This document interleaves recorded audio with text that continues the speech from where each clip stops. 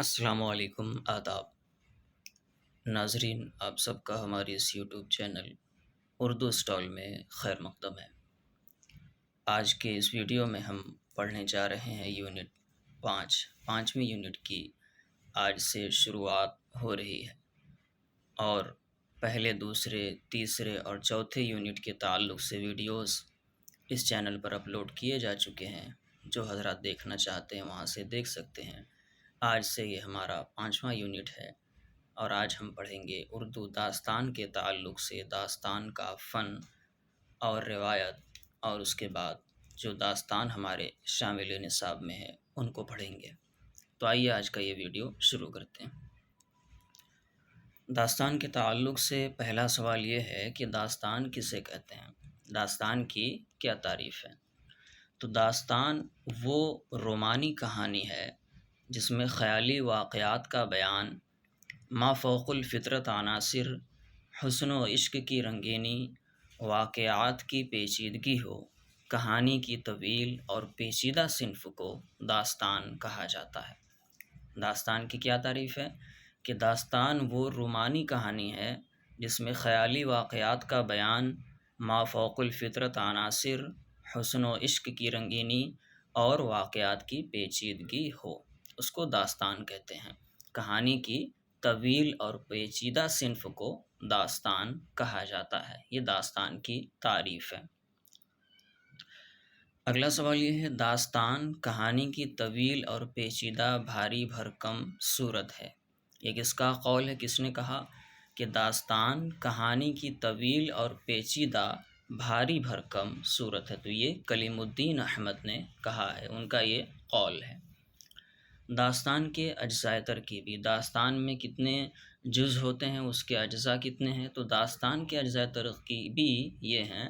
پہلی جو اس کے اجزاء ترکیبی میں سے پہلا جو ہے نمبر 1 پر، وہ طوالت، پھر اس کے بعد پلاٹ، کردار نگاری، ما فوق الفطرت عناصر، منظر نگاری اور اسلوب نگاری۔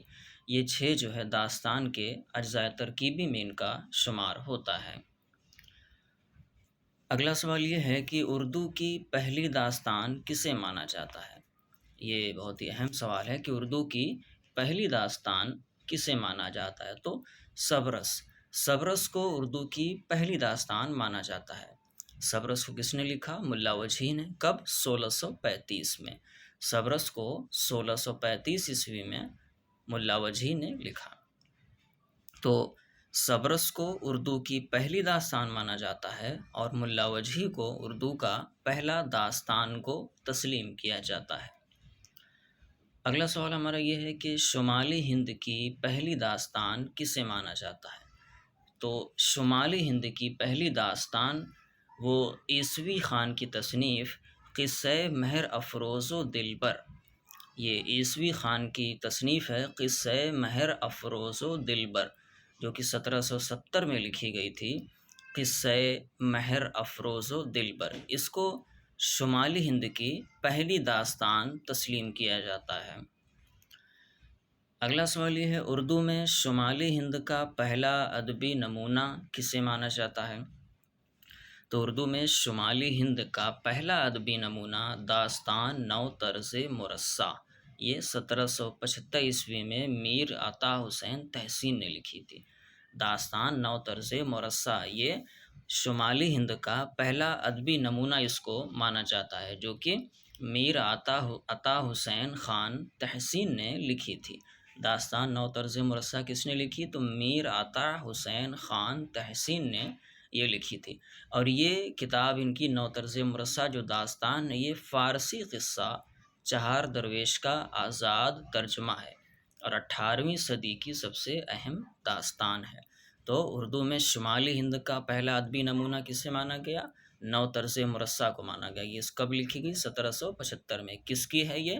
یہ میر عطا حسین خان تحسین کی یہ کتاب ہے، نو طرز مرصع، اور یہ فارسی قصہ چہار درویش کا آزاد ترجمہ ہے۔ یہ 18ویں صدی کی سب سے اہم داستان بھی مانی جاتی ہے۔ شمالی ہند کی پہلی طبع زاد داستان کون سی ہے؟ شمالی ہند کی پہلی طبع زاد داستان رجب علی بیگ سرور کی فسانہ عجائب ہے۔ شمالی ہند کی پہلی تبازات داستان رجب علی بیگ سرور کی فسانہ عجائب، اور شمالی ہند کا پہلا ادبی نمونہ داستان نو طرز مرصع، اور شمالی ہند کی پہلی داستان وہ عیسوی خان کی قصہ مہر افروز و دلبر۔ یہ اہم سوالات ہیں، ان کو ذرا ذہن نشیں اچھے سے کر لیجئے۔ اس شمالی ہند کی پہلی داستان قصہ مہر افروز و دلبر جو کہ عیسوی خان کی ہے، اور اردو میں شمالی ہند کا پہلا ادبی نمونہ یہ داستان نو طرز مرصع 1775 میں، اور پھر شمالی ہند کی پہلی تبازات داستان یہ کون سی ہے؟ تو یہ رجب علی بیگ سرور کی فسانہ عجائب ہے جو شمالی ہند کی پہلی تبازات داستان ہے۔ اگلا سوال یہ ہے کہ نو طرز مرصع کے بارے میں تحسین نے کیا کہا ہے؟ اپنی کتاب نو طرز مرصع کے بارے میں میر عطا حسین خان تحسین کہتے ہیں کہ جو کوئی زبان اردو معلیٰ کا سیکھنے کا حوصلہ رکھے وہ اس کا مطالعہ کرے۔ یہ داستان نو طرز مرصع کے بارے میں کہتے ہیں میر عطا حسین خان تحسین کہ جو کوئی زبان اردو معلیٰ سیکھنے کا حوصلہ رکھے وہ اس کا مطالعہ کرے۔ داستان کی وہ خصوصیت جو اسے ناول سے الگ کرتی ہے۔ یہ اگلا سوال ہے، سوال نمبر 9 ہمارا، کہ داستان کی وہ خصوصیت جو اسے ناول سے الگ کرتی ہے، وہ کون سی خصوصیت ہے داستان کی؟ تو وہ ما فوق الفطرت عناصر، یہ فوق الفطرت عناصر جو ہے یہ داستان کو ناول سے الگ کرتی ہے۔ داستان سے افسانے تک، یہ کس کی کتاب ہے؟ ایک مشہور کتاب ہے داستان سے افسانے تک، تو یہ سید وقار عظیم کی کتاب ہے داستان سے افسانے تک۔ یہ داستان کے تعلق سے کچھ باتیں اور کچھ سوالات ہو گئیں۔ اب ہمارے جو داستان ہمارے نصاب میں UGC نیٹ اردو کے نصاب میں شامل ہے ہم اس کی طرف بڑھتے ہیں۔ تو پہلی داستان ہے ہماری سبرس۔ سبرس کے تعلق سے سوالات دیکھتے ہیں۔ اردو کی پہلی نثری داستان کون سی ہے؟ تو اردو کی پہلی نثری داستان سبرس ہے، اور یہ پہلی خالص تمثیلی داستان بھی ہے۔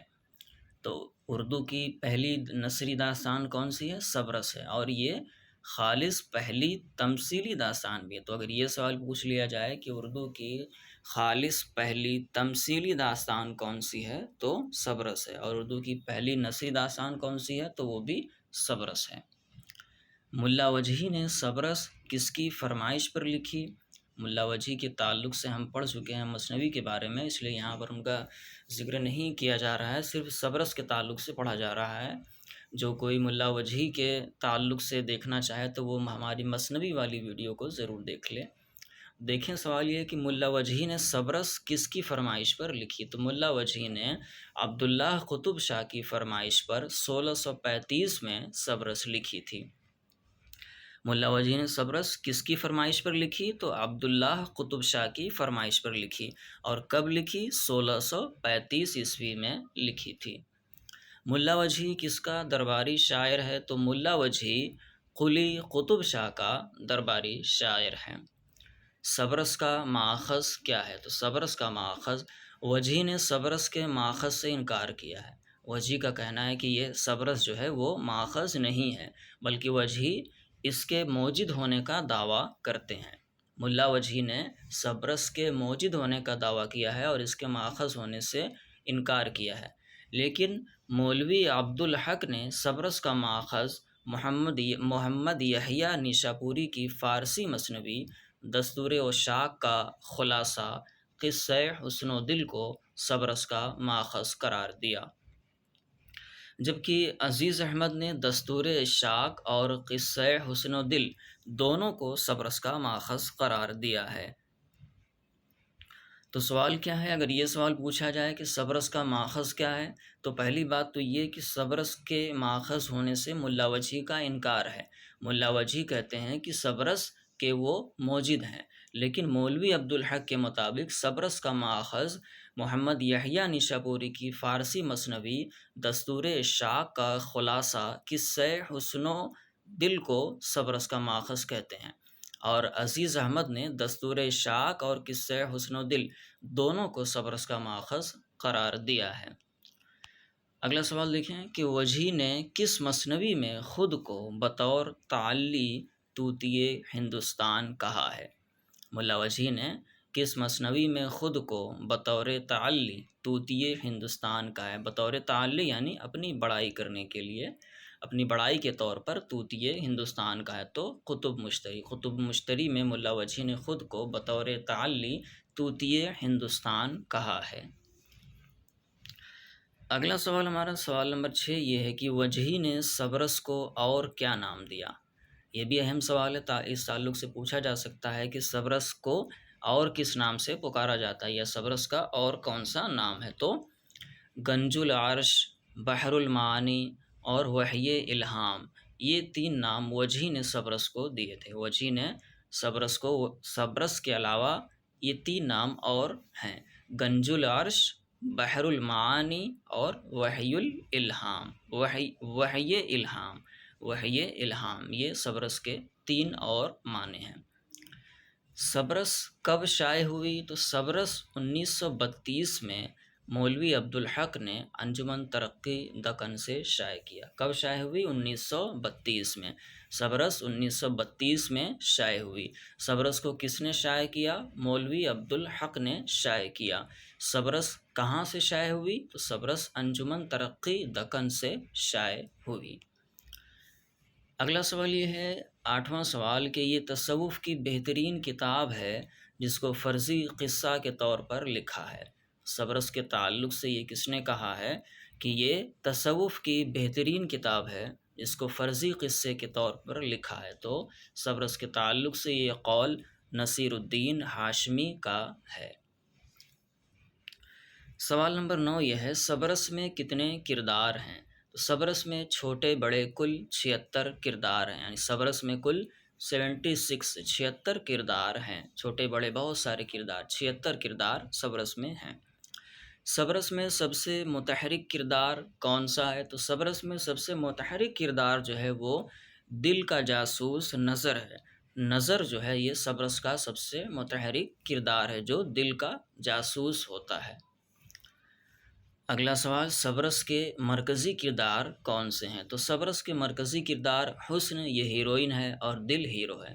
تو دل اور حسن یہ دونوں صبرس کے مرکزی کردار ہیں، دل ہیرو ہے اور حسن اس کی ہیروئن ہے۔ وجیح نے آب حیات کس کو کہا ہے؟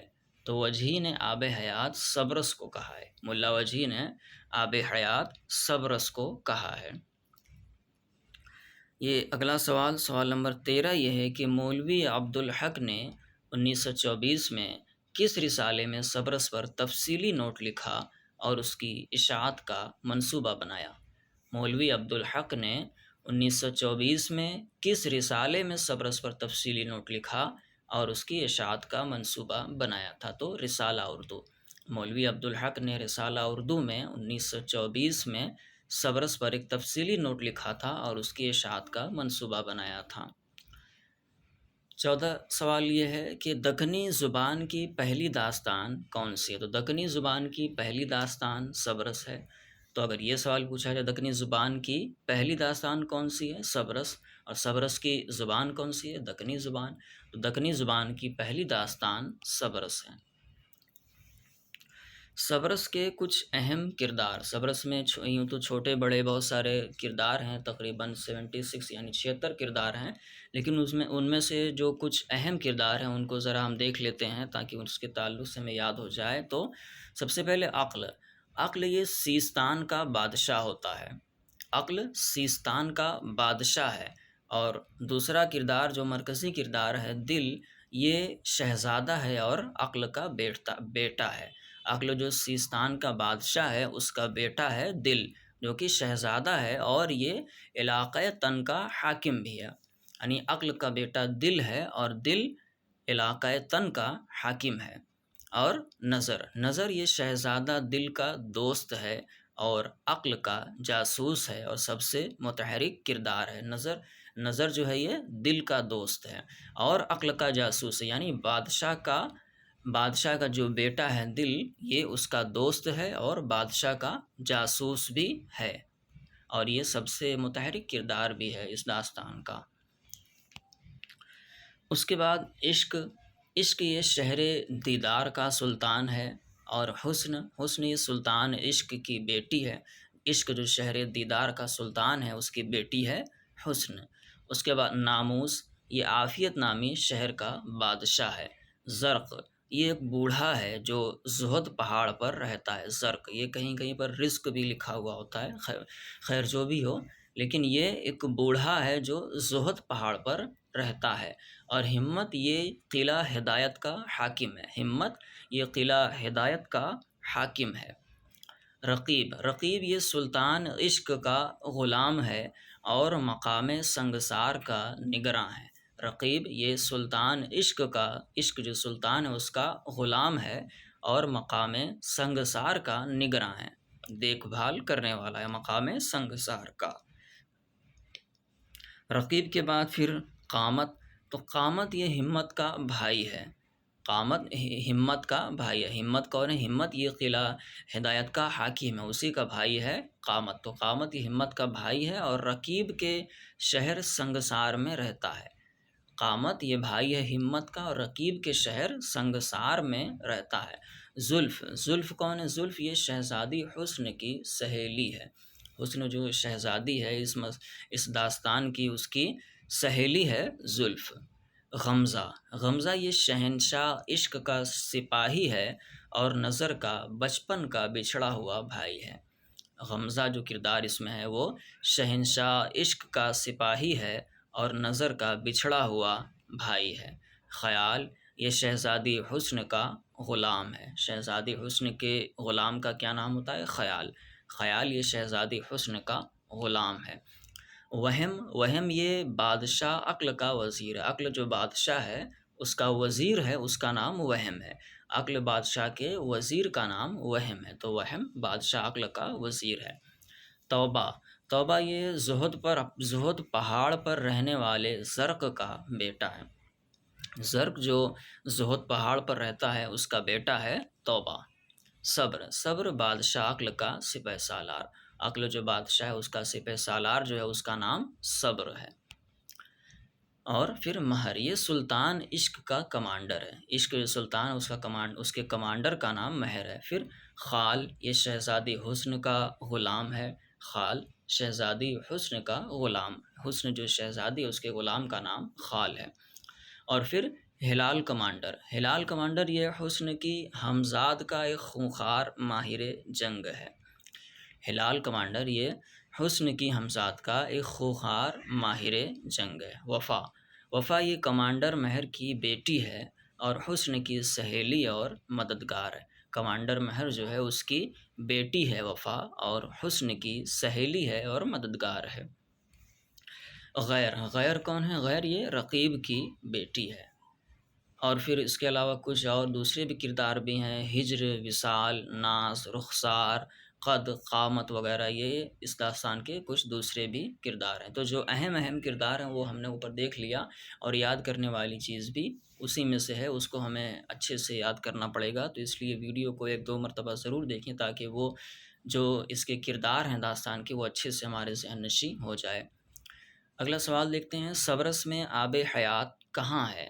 صبرس میں آب حیات کہاں پر پایا جاتا ہے؟ صبرس میں شہر دیدار کے باغ رخسار کے چشمہ دہن میں آب حیات ہے۔ شہر دیدار کے باغ رخسار کے چشمہ دہن میں آب حیات ہے۔ آب حیات کہاں پر ہوتا ہے؟ شہر دیدار کے باغ رخسار کے چشمہ دہن میں آب حیات ہوتا ہے۔ صبرس کے قصے کے کتنے محور ہیں؟ تو صبرس قصے کے 2 محور ہیں، آب حیات کی تلاش اور معرکہ حسن و عشق۔ صبرس قصے کے 2 محور ہیں۔ کتنے محور ہیں؟ 2 محور ہیں۔ کون کون سے؟ تو پہلا ہے آب حیات کی تلاش اور دوسرا محور اس قصے کا جو ہے وہ معرکہ حسن و عشق ہے۔ اگلا سوال یہ سوال نمبر 18، عشق اور عقل میں کتنے دن لڑائی چلتی ہے؟ عشق اور عقل میں کتنے دن تک لڑائی چلتی ہے؟ 4 دن تک دونوں کے بیچ لڑائی چلتی ہے۔ نظر رقیب کو کون سا لالچ دے کر باغ رخسار تک پہنچاتا ہے؟ نظر رقیب کو کون سا لالچ دے کر باغ رخسار تک پہنچاتا ہے؟ تو نظر رقیب کو مٹی کو سونا بنانے کا لالچ دے کر باغ رخسار تک پہنچاتا ہے۔ باغ رخسار میں نظر کی ملاقات کس سے ہوتی ہے؟ باغ رخسار میں نظر کی ملاقات حسن کی سہیلی زلف سے ہوتی ہے۔ باغ رخسار میں نظر جب جاتا ہے تو نظر کی ملاقات وہاں پر حسن کی سہیلی زلف سے ہوتی ہے۔ سوال نمبر 21، یہ حسن اور دل کی ملاقات کہاں پر ہوتی ہے؟ حسن اور دل کی ملاقات کہاں پر ہوتی ہے؟ بام وصال یا وصال کے چھجے پر۔ حسن اور دل کی ملاقات بام وصال پر ہوتی ہے، یا اس کو وصال کا چھجا بھی کہتے ہیں۔ تو حسن اور دل کی ملاقات وہاں پر ہوتی ہے۔ رقیب نے دل کو کہاں قید کیا تھا؟ 22واں سوال، رقیب نے دل کو کہاں قید کیا تھا؟ تو رقیب نے دل کو ہجراں کے قلعے میں قید کیا تھا۔ رقیب نے دل کو ہجراں کے قلعے میں قید کیا تھا۔ 23واں سوال یہ ہے کہ دل، نظر اور خیال کی ملاقات باغ رخسار میں کس سے ہوتی ہے؟ دل، نظر اور خیال کی ملاقات باغ رخسار میں کس سے ہوتی ہے؟ تو خضر سے ہوتی ہے۔ خضر، اس طرح سے سوال بھی پوچھا جاتا ہے کہ دل کی ملاقات خضر سے کہاں ہوئی؟ تو باغ رخسار میں ہوئی۔ نظر اور خیال کی ملاقات باغ رخسار میں کس سے ہوئی؟ خضر سے ہوئی۔ تو دل، نظر اور خیال کی ملاقات باغ رخسار میں کس سے ہوتی ہے؟ تو خضر سے ہوتی ہے۔ وجہی نے صبرس میں عشق پر کتنے انشائیے لکھے ہیں؟ یہ 24واں سوال ہے کہ ملا وجہی نے صبرس میں عشق پر کتنے انشائیے لکھے ہیں؟ تو ملا وجہی نے صبرس میں عشق پر کل 11 انشائیے لکھے ہیں۔ پھر اگلا سوال ہمارا جو ہے وہ کربل کتھا کے تعلق سے ہے۔ صبرس کے تعلق سے سوالات یہاں پر پورے ہوئے۔ اب آگے جو ہمارا آج کا جو اگلا چیپٹر ہے وہ فضلی کی کربل کتھا ہے۔ کربل کتھا کے تعلق سے آج کی یہ دوسری داستان ہماری، اس کے تعلق سے آج ہم پڑھیں گے فضل علی خاں فضلی اور کربل کتھا۔ سب سے پہلا سوال یہ ہے کہ فضلی نے کربل کتھا کب لکھی؟ تو فضلی نے کربل کتھا 1732-33 میں لکھی۔ کربل کتھا کب لکھی گئی؟ 1732-33 میں لکھی گئی۔ کربل کتھا کس کی ہے؟ تو کربل کتھا فضل علی خاں فضلی کی ہے۔ کس کی فرمائش پر فضلی نے کربل کتھا لکھی تھی؟ تو نواب شرف علی خاں کی فرمائش پر فضلی نے کربل کتھا لکھی تھی۔ اور کہاں پر لکھی تھی فضلی نے کربل کتھا؟ تو دہلی میں لکھی تھی۔ فضلی نے کربل کتھا دہلی میں لکھی تھی۔ کس کی فرمائش پر لکھی تھی؟ نواب شرف علی خاں کی فرمائش پر لکھی تھی۔ کب لکھی تھی؟ 1732-33 میں لکھی تھی۔ کس نے لکھی تھی؟ فضل علی خاں فضلی نے لکھی تھی۔ کربل کتھا کس کا ترجمہ ہے؟ اگلا سوال، کربل کتھا یہ کمال الدین حسین بن علی وائس کاشفی کی روضۃ الشہداء کا ترجمہ ہے۔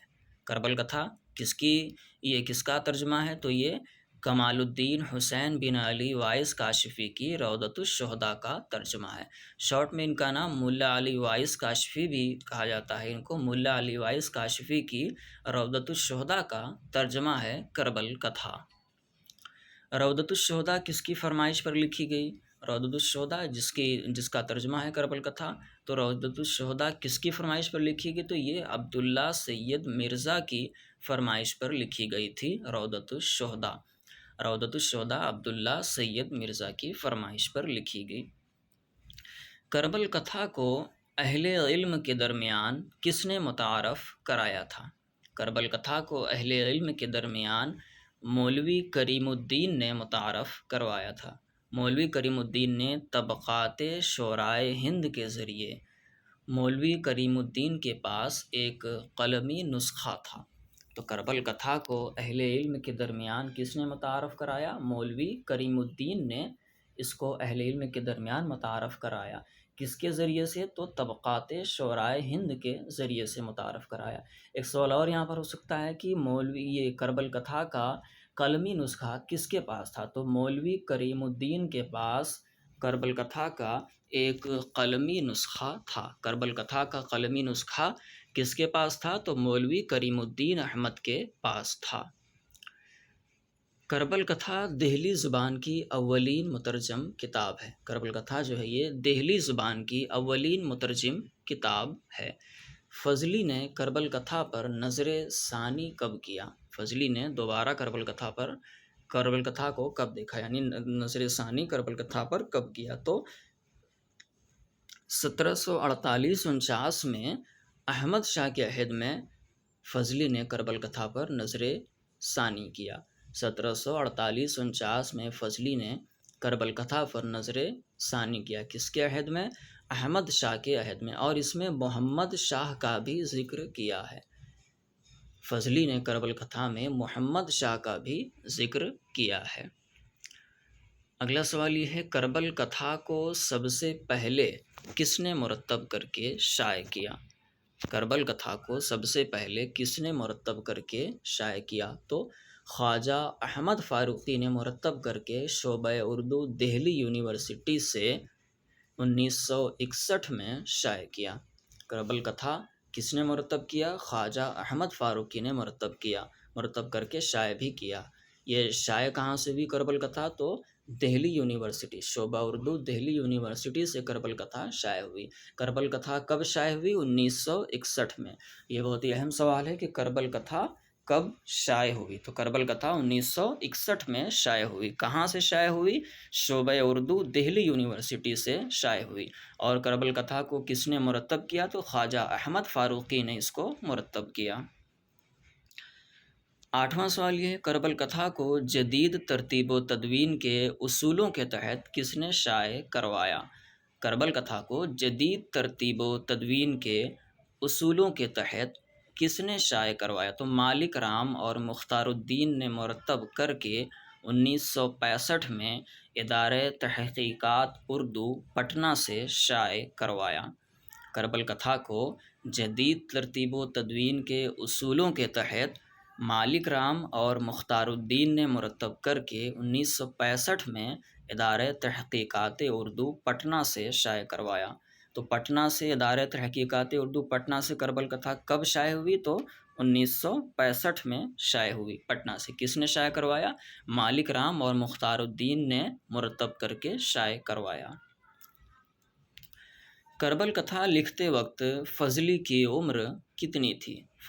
فضل علی خاں فضلی نے جب کربل کتھا لکھی تھی اس وقت ان کی عمر کتنی تھی؟ تو 22 یا 23 سال۔ 22-23 سال کی عمر میں فضلی نے کربل کتھا لکھی تھی۔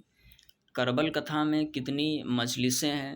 تو کربل کتھا میں خواجہ احمد فاروقی نے مقدمے میں لکھا ہے کہ فضلی کی کربل کتھا میں ایک مقدمہ، 12 مجلسیں اور ایک خاتمہ ہے۔ کربل کتھا میں کتنی مجلسیں ہوئی؟ 12 مجلسیں۔ 12 مجلسیں ہیں، پہلے ایک مقدمہ ہے، پھر 12 مجلسیں ہیں اور ایک خاتمہ ہے۔ یہ کس نے لکھا ہے؟ خواجہ احمد فاروقی نے یہ مقدمے میں لکھا ہے کہ فضلی کی کربل کتھا میں ایک مقدمہ، 12 مجلسیں اور ایک خاتمہ ہے۔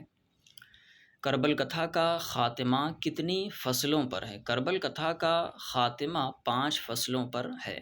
کربل کتھا کا خاتمہ جو ہے اس کا 5 فصلوں پر ہے۔ کربل کتھا کی 12 مجلسیں۔ اب یہاں سے کربل کتھا میں جو 12 مجلسیں ہیں ان کو بھی ہم ذرا تفصیل کے ساتھ دیکھ لیتے ہیں، اس لیے کہ اس تعلق سے تو تقریباً سوال اکثر ہی پوچھے جاتے ہیں کربل کتھا کی کس مجلس میں کس کا ذکر ہے۔ اس طریقے کے سوالات اکثر پوچھے جاتے ہیں کہ کس مجلس میں کس کا ذکر آیا ہے، تو یہ بہت ہی اہم سوال ہے، تو ذرا غور سے اس کو دیکھ لیتے ہیں۔ کربل کتھا کی جو پہلی مجلس ہے اس میں وصال حضور صلی اللہ علیہ وسلم، یعنی حضور صلی اللہ علیہ وسلم کے وصال کا ذکر ہے کربل کتھا کی پہلی مجلس میں۔ اور دوسری مجلس میں وصال کا ذکر ہے حضرت فاطمہ رضی اللہ تعالیٰ عنہ۔ حضرت فاطمہ رضی اللہ تعالیٰ عنہ کے وصال کا ذکر کربل کتھا کی دوسری مجلس میں ہے۔ کربل کتھا کی دوسری مجلس میں حضرت فاطمہ رضی اللہ تعالیٰ عنہ کے وصال کا ذکر ہے۔ اور کربل کتھا کی تیسری مجلس میں حضرت علی رضی اللہ تعالیٰ عنہ وجہہ الکریم کی شہادت کا ذکر ہے۔ کربل کتھا کی تیسری مجلس جو ہے اس میں حضرت علی رضی اللہ تعالیٰ عنہ کی شہادت کا ذکر ہے۔ اور پھر کربل کتھا کی جو چوتھی مجلس ہے اس میں حضرت حسن رضی اللہ تعالیٰ عنہ کی شہادت کا ذکر آیا ہے۔ چوتھی مجلس کربل کتھا کی، اس میں کس کا ذکر ہے؟ وہ اس میں حضرت حسن رضی اللہ تعالیٰ عنہ کی شہادت، امام حسن رضی اللہ تعالیٰ عنہ کی شہادت کا ذکر آیا ہے کربل کتھا کی چوتھی مجلس میں۔ کربل کتھا کی پانچویں مجلس میں شہادت حضرت مسلم بن عقیل رضی اللہ تعالیٰ عنہما، یعنی کربل کتھا کی جو پانچویں مجلس ہے اس میں حضرت مسلم بن عقیل رضی اللہ تعالیٰ عنہما کی شہادت کا ذکر آیا ہے۔ اور پھر جو چھٹی مجلس ہے کربل کتھا کی اس میں حضرت مسلم بن عقیل رضی اللہ تعالیٰ عنہ کے فرزندان، یعنی ان کے دونوں بیٹوں کی شہادت کا ذکر آیا ہے۔ حضرت مسلم رضی اللہ تعالیٰ عنہ کی شہادت کے بعد جب ان کے دونوں بیٹوں کو شہید کر دیا گیا تھا، جس طریقے سے کربلا کے واقعات ہوئے تھے اور جس طریقے سے یہ کے بعد دیگرے لوگوں کی شہادتیں ہوئی تھیں، اس طریقے سے کربل کتھا میں اس کو ذکر کیا گیا ہے۔ تو پانچویں مجلس میں حضرت مسلم بن عقیل رضی اللہ تعالیٰ عنہما کی شہادت کا ذکر ہے، اور پھر چھٹی مجلس میں حضرت مسلم بن عقیل رضی اللہ تعالیٰ عنہما کے فرزندان، یعنی ان کے دونوں بیٹوں کی شہادت کا ذکر ہے۔ تو اگر یہ پوچھ لیا جائے حضرت مسلم بن عقیل رضی اللہ تعالیٰ عنہ کا ذکر کربل کتھا کی کس مجلس میں آیا ہے؟ تو پانچویں مجلس میں آیا ہے۔ اور ساتویں مجلس میں یہ احوال شہدائے کربلا ہے، جملہ شہدائے کربلا کے احوال یہ ساتویں مجلس میں ذکر کیے گئے ہیں، اور اسی میں حضرت حر رضی اللہ تعالیٰ عنہ کی شہادت کا بھی ذکر ہے۔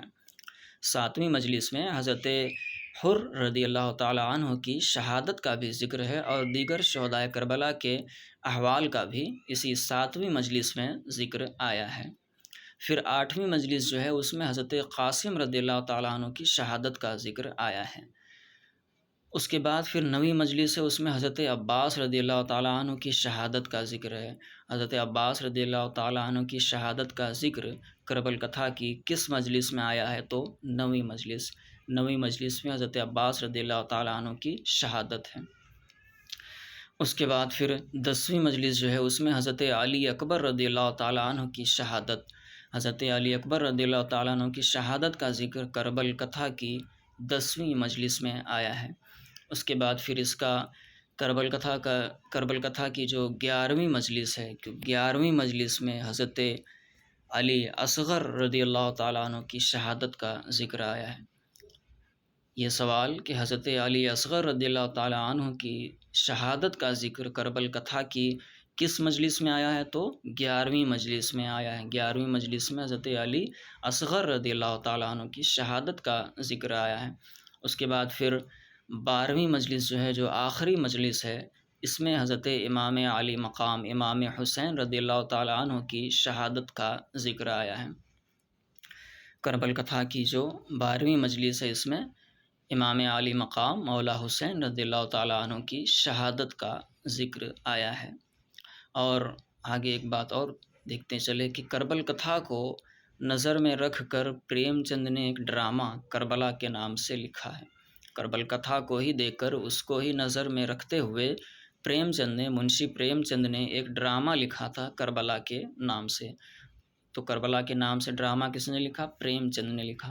یہ کربل کتھا کے تعلق سے سوالات یہاں پر پورے ہوئے۔ اب یہیں پر ہم آج کا یہ ویڈیو ختم کرتے ہیں۔ انشاءاللہ کل ہم دیکھیں گے پھر سے انشاءاللہ خاں انشا کی رانی کیتکی کی کہانی، اور پھر جو ہمارے دوسرے داستان رہ گئے ہیں ان کے تعلق سے انشاءاللہ کل اور اگلے ویڈیو میں ملاقات ہوگی۔